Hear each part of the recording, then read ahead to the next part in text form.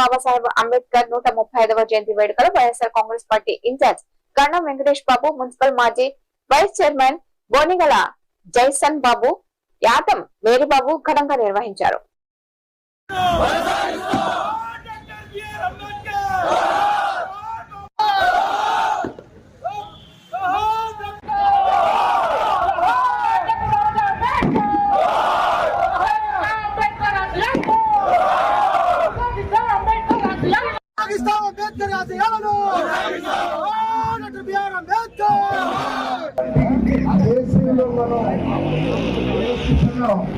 అనేక సంవత్సరాలలో మన భారతదేశంలో ఎదురు లేకుండా